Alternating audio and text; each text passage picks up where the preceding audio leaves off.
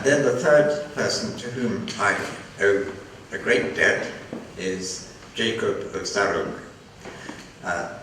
Ephraim is a very difficult poet, and he writes lyric poet in verses, whereas Jacob writes much more in the narrative style.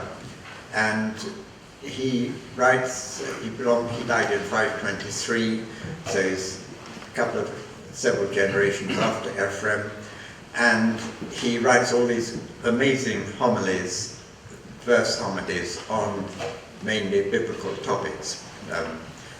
He will take the lection for the Sunday and then expound it in a fantastic way.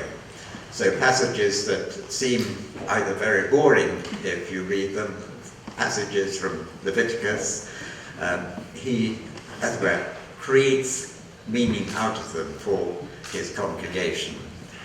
And this is a wonderful thing, and a very exciting development has happened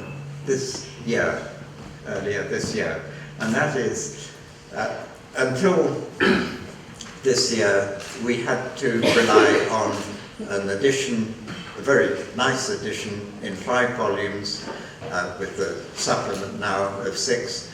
The original volumes published about 1905, so a very long time ago, and very difficult to access until the Gorpias Press wonderfully reprinted it. And these were only a small proportion of all the verse homilies that Jacob wrote. And then, not quite out of the blue, but out of Syria, of places, good things go on as well as terrible things. Out of Syria, there came this 2-volume edition of all the rest of the homilies of Jacob. And it's a magnificent edition. I think there are a few copies which are here in this wonderfully hospitable place.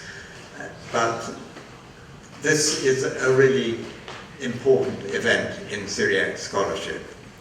And when a major author is published in such a wonderful way and in such a large extent, and these are 2 volumes that high and that thick, that 600 or 700 pages each, so you can see how extensive this is. And this was done at the seminary at Ma'aretz at Naya, and Father Daroyo Roger Achras and one of his pupils, students, have produced this magnificent volume.